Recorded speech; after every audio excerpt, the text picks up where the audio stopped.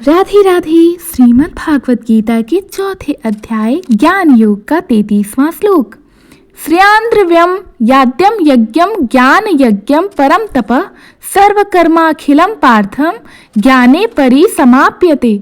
इस श्लोक का भावार्थ यह है कि हे अर्जुन, पदार्थों से किए गए यज्ञ की तुलना में ज्ञान यज्ञ श्रेष्ठ है, क्योंकि सभी कर्म ज्ञान में ही पूर्ण होते हैं। एक कथा राजा जनक की परीक्षा की। राजा जनक केवल एक राजा नहीं थे, बल्कि एक महान ज्ञानी भी थे। एक बार उनके राज्य में एक प्रसिद्ध ऋषि आए, जिनका नाम अष्टवक्र मुनि था। राजा ने ऋषि से प्रश्न किए, गुरुदेव, संसार में सबसे श्रेष्ठ यज्ञ कौन सा है? अष्टवक्र मुनि मुस्कुराए और बोले, हे राजन, सबसे श्रेष्ठ यज्ञ ज्ञान यज्ञ है, क्योंकि ज्ञान ही समस्त कर्मों को पूर्णता देता है।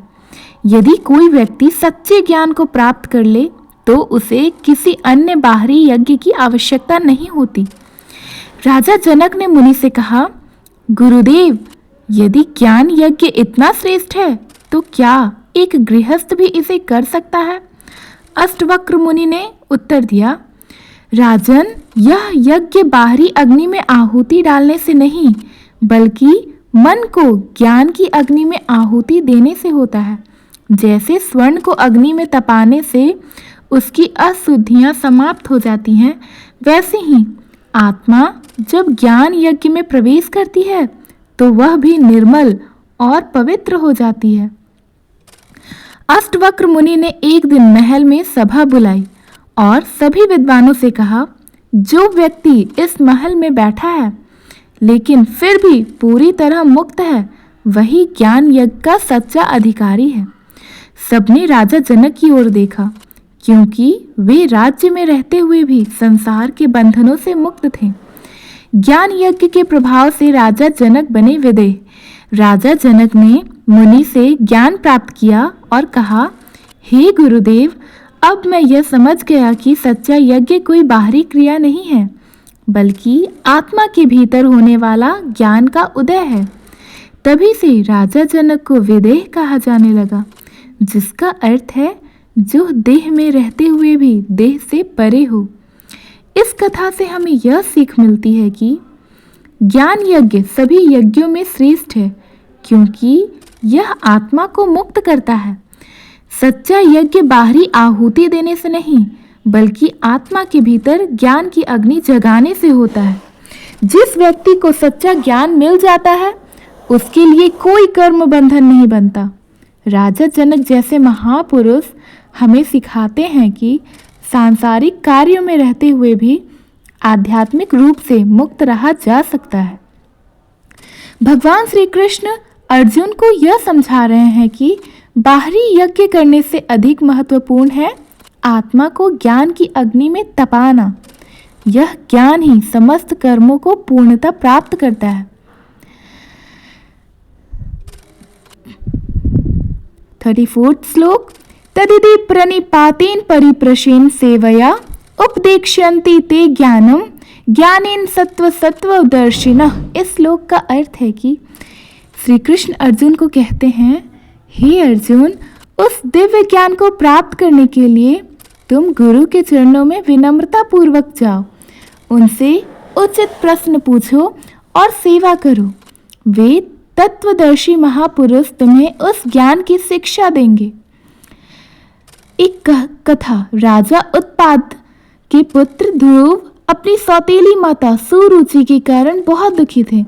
जब उन्होंने अपने पिता की गोद में बैठना चाहा तो सुरुचि ने कठोर शब्दों में कहा, यदि तुम राज सिंहासन पर बैठना चाहते हो तो पहले भगवान की भक्ति करके अपने भाग्य को सुधारो।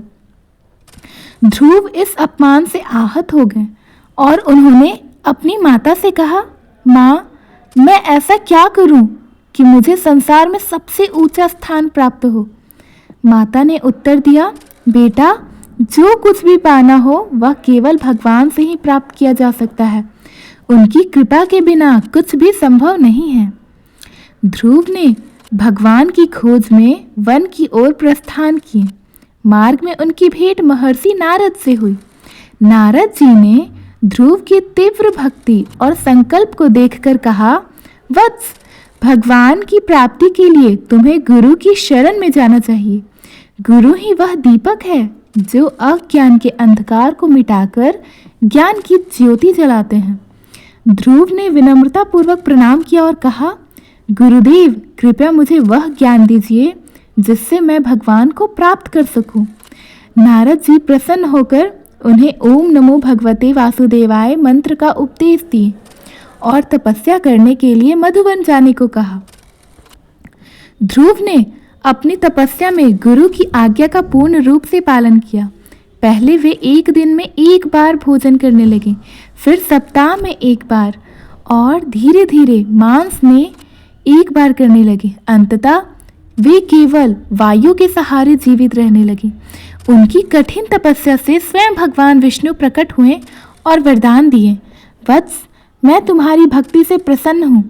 अब तुम ध्रुव लोक के स्वामी बनोगे जो सृष्टि के अंत तक अमर रहेगा। इस कथा से हमें यह सीख मिलती है कि सच्चा ज्ञान प्राप्त करने के लिए विनम्रता, सेवा और जिज्ञासा आवश्यक है।